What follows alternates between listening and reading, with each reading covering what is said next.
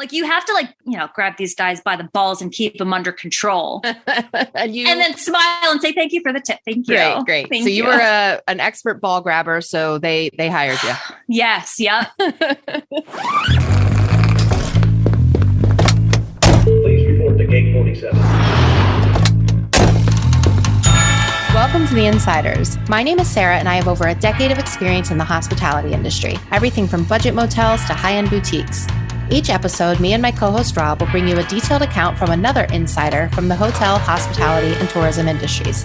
In this episode, our insider is Maura, who took a gamble when she accepted a job as a poker dealer at a casino. We were lucky enough to have her share some of her wilder experiences. My bet is you'll see casinos in a whole new light after this. I know we do. Hi, Maura. How are you? I'm excellent. Very excited. What appealed to you? How did you start being a poker dealer for a casino? So I don't give a shit about poker, but I hated the job that I was doing. And one of my coworkers just recommended going to school because the casino was opening. And I was like, sure, why not? What were you doing before that? I was a TSA agent. Oh, yeah. Wow. So you hated protecting America from terrorism. Mm-hmm. I hated my life. That's for sure. That was a really crappy job. You might have carve out a whole other episode just about TSA, but so you're at TSA. Yeah. I guess there was a casino opening locally, to where you were living. There was. And the one casino was opening near him. And then mine was a couple months later opening. And he was saying how good the money was. And he was like, you should go be a dealer. So I just signed up for classes. How intense is the schooling to be a poker dealer? Not very. It was only 6 weeks of schooling, which may sound like a lot, but I had to learn what hand beat what. I didn't know anything about poker. Because you don't know anything about poker. You're starting from scratch. I'm like, a pair, that's great, right? And they're just like, no, a full house is a lot better. I'm just like, oh, okay. So I had to learn absolutely everything. Also, before getting into the school, you have to get hired at least, right? Or is the school happen and then if you don't pass the school? Okay. Oh, interesting. School first, yeah. I'm assuming you had to go through a pretty reasonable background check to become a TSA agent. But I also know that casinos also have background check for, they don't want criminals and people who used to scam casinos or whatever. I'm just kind of curious, which background check was harder to pass, the casino or TSA? I think the casino was more intense. Because they had more to lose, essentially. There's a lot of money involved. Money is more important than people's lives. Right. So well, this is America. It was really intense. Yeah. Unbelievable. So tell me about it. You go to school, and what if you finish school and they decide not to hire you? Does that happen? Mm-hmm. It does? Yeah. Yeah. And when I started, we had to pay for our schooling. Wow. I paid the tuition and crossed my fingers, hoping that I would even like it. It could have been a nightmare. I could have hated every second of it. In my head, I'm picturing poker school, you guys are just sitting in a classroom, just playing cards all day. Am I far off? That's exactly what it is. That's exactly it. God. So is there a whole curriculum around people that are addicted to gambling? Do you have to... Absolutely no training on that. Nope. It's just how to shuffle the cards, how to cut the chips. Even before you went to the school, I know you said that you knew nothing about poker or stuff, but before you even paid for the school and the tuition, did you even go online or get a book or something or go have you been in casinos? Did you gamble anything or you just didn't know poker? Literally never. I jump feet first into new jobs all the time. It's the scariest. You said that you're starting a new job tomorrow, actually, right? When we were setting up your another audio. thing I've never done before. What are you doing tomorrow? I got a job with the local hospital being an outpatient registration specialist. A specialist, yeah. I have no idea what I'm doing. What was the background check like for that one? I don't know. This is the background check show. It took a month. Yeah. I get fingerprinted for every job I need. It's very dumb. And they still haven't caught you. Not yet.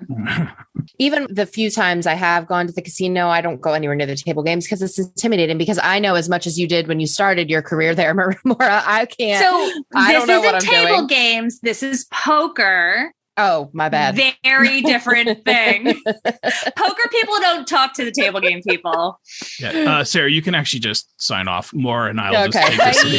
We're going to finish this. Because if we have to stop every goddamn time you have a question, I'm joking. But for right. Right? Exactly. Are there actually dealer stats? Like, are you ranked on your speed and things like that? No, but I have had players time my pitch.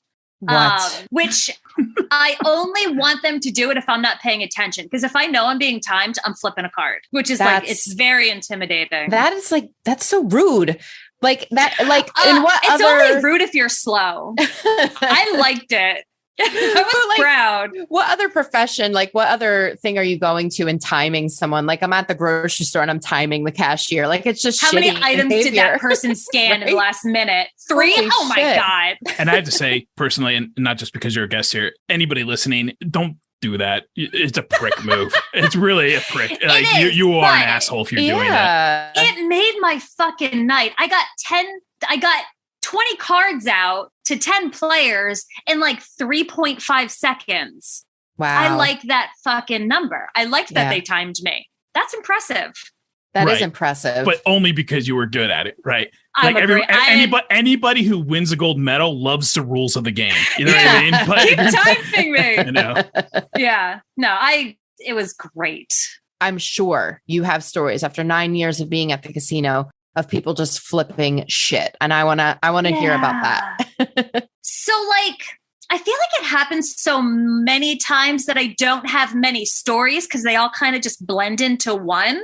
Oh my God. I know. I had this one player. I would say he was my friend.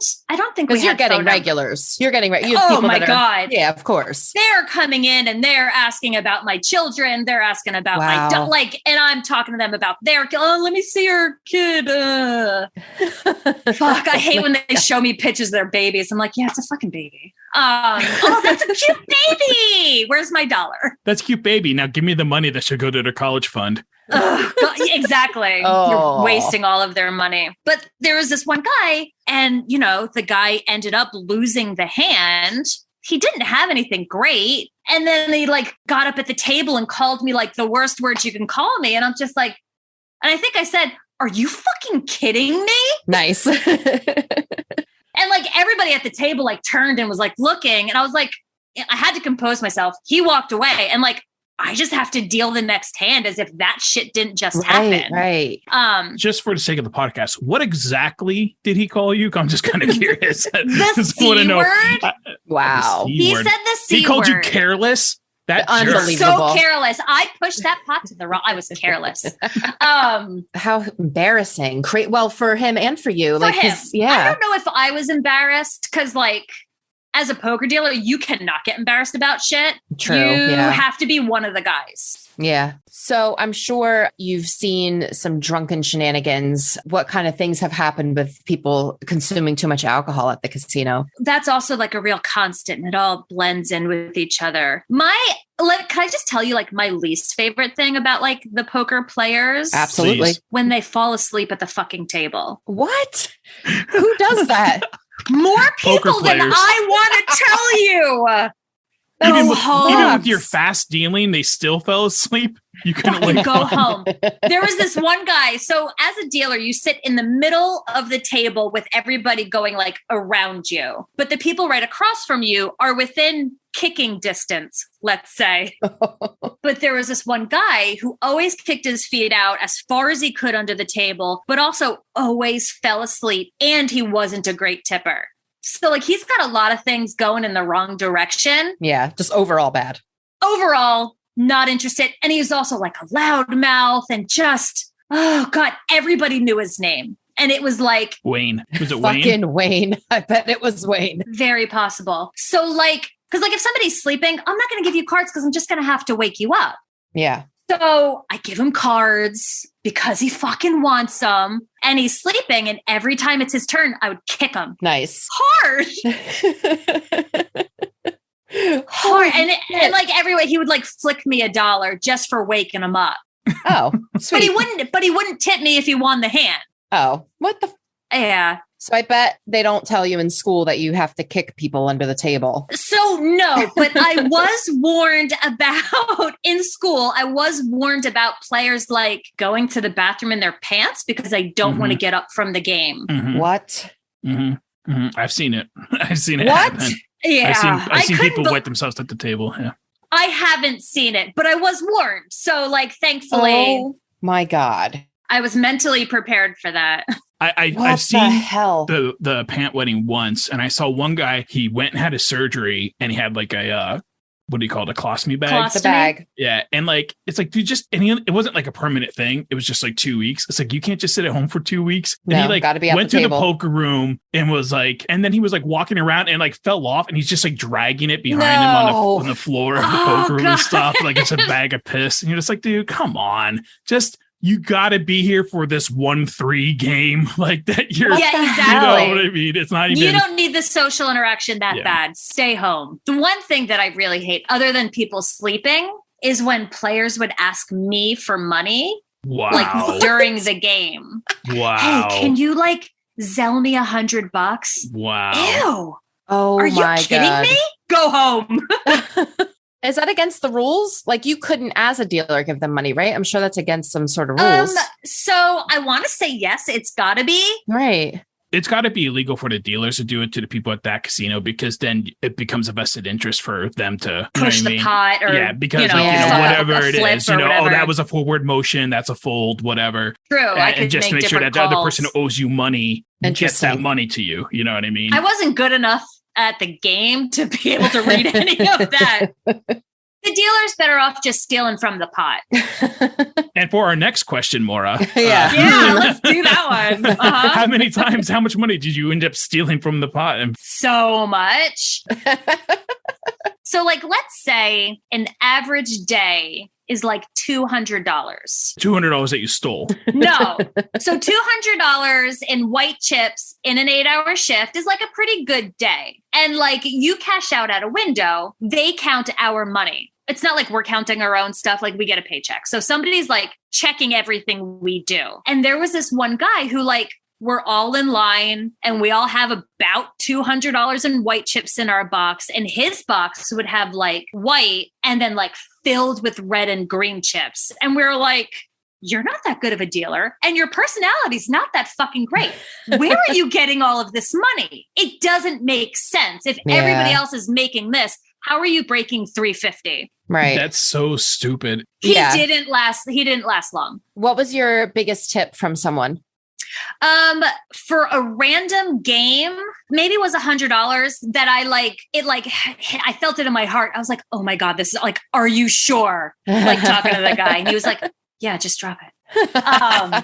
Just take just like shut up. Cause he was sitting right next to me. So we like softly dropped the tips next to me. It was one of like, even now, just retrospectively talking about this, you still sound a little turned on. I have to say, it's still in your heart. It was really, really exciting. It really was. It was like towards the beginning. So like a big tip like that, so unexpected. Yeah. I just want to know, what is the biggest pot that you ever dealt? Yeah. Well, that would require me counting and knowing how much money. And math's not my strong suit. Good that you got a job at a casino. Round it to the nearest 5,000. Was it? Or nearest 1,000? Maybe like 20,000, like a $20,000 pot. And that would have been like the 50-100 game. All right. So drunk people falling asleep at tables, drinks getting thrown at dealers, you getting called careless. What else? Like, what's like, 9 years, that's like almost a decade. That's a lot of time to put into a place. God, so many memories coming back. It's so stressful. We're sorry to put you through this. Thank you for reliving this trauma for our podcast. We appreciate it. Yeah, no, it's okay. There was this one guy, he didn't smell bad, but he smelled strong. Oh, gross. Strong like he goes to the gym a lot? No, like he was the type of person that like brought snacks in mason jars and like poured his own tea. At the table? Yeah. But like he would also like rub these like essential oils on him like all the time. Like the shit was so strong. He had a feather in his hat. He was a very eccentric person. Was he a good player? Did he win a lot of money? No. See, those oils don't fucking do shit. No, they don't. Get out of the MLM. Get out of it, people. No, he was an interesting person, but he was not a winner. I would say there are some people I feel like always won, and some people who lost their $75 every single day they came in. And yet they come back the next day. That's what I don't really get about gambling. It's like not my thing. Mm-hmm.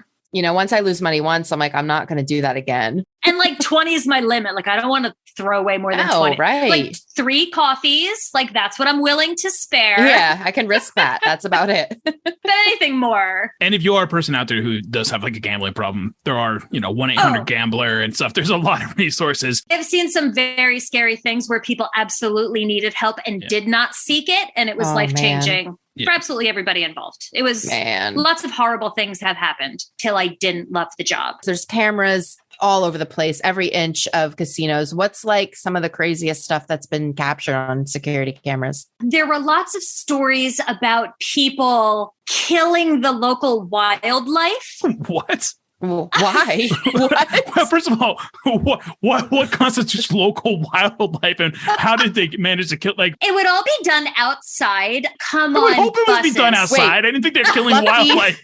Like they were jumping into the fish tank at the edge of the casino to like spearfish some koi or something. Oh my God! All right, I need to understand this. There's people coming into. So they would come in on a bus, and I think they took the bus ride because they were bored and broke. They actually made money coming to the casino. They would get free play and they would get free lunches. So they're one of those casino buses. Like an incentive. They just go to the casino and back, and they give them like free play they would make money tickets or something like that. Yeah. Yep. So they never gambled. So they would be walking around town, doing exercises and sitting, local benches, just like enjoying the scenery. We also, the casino was on like a river. So there was lots of like really beautiful nature shit outside. Nature shit. Beautiful nature shit. Those non-gambling types who don't sit in poker rooms for 24 hours wetting themselves. Yeah. So after they would sell their food voucher, they would just be outside, and they were known to like kill like goose and ducks to like bring home with them. Oh my God. Like they would just, okay, wait. So there's like, they're outside and there's like some pond kind of thingy with like nature shit as we've established. So some migrating nature shit was out there. I don't even know. Okay. I guess the wildlife, because there's like people are probably feeding these things, right? So like they're used to humans. Oh, sure. They're not like running away. Can you explain this? I'm sorry, like step by step. So they're outside, there's a duck or something like that. And I don't know how they gather them. I don't know how they catch them. I was never privy to that actual information, but they were seen like carrying these goose, like breaking their necks and like trying to shove them under the bus to bring home with them. And had they not sold their food vouchers, they wouldn't need to do this. They could have eaten the salad. They could have just eaten in the food court like everyone else. They could have cheesesteak sandwich. Yeah, like really annoying. And a drink. They could have, Oh, that's my God. Crazy. I just can't even, okay. Just all of it though. Yeah. What is, I'm just saying, like, I want to say the audacity, but I don't even know if it's that. It's like, I just can't conceive of these ideas coming to my head at any point, unless I've just lost, I guess, everything. This is like a whole subculture at the casino, which is... It doesn't get talked about. There was also a flea problem in our casino for a while. God damn it. Gross. Like over in the table game area, I know a lot of dealers. More nature shit. Insect nature shit. This is inside nature shit. Micro.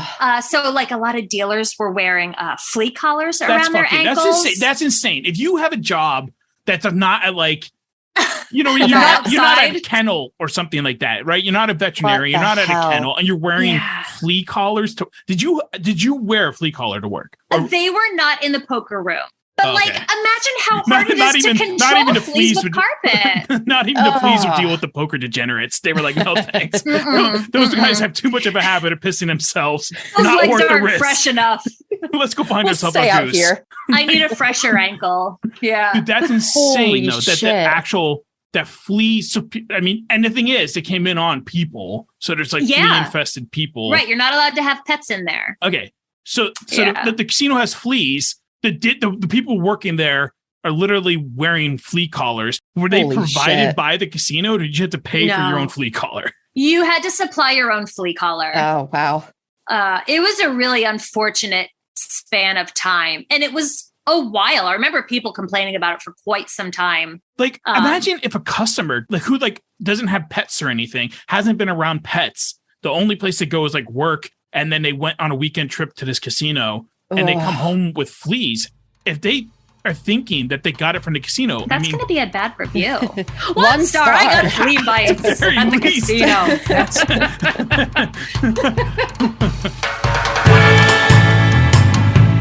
Thank you so much for listening to this episode of The Insiders. It means the world to us. Are you a hotel, hospitality, or tourism industry insider with a story to share? Great. We want to hear from you. Go to theinsiders.com and click on Be Our Guest to submit your story for the chance to be our guest on an episode of the Insiders podcast. Once again, for more information, go to theinsiders.com.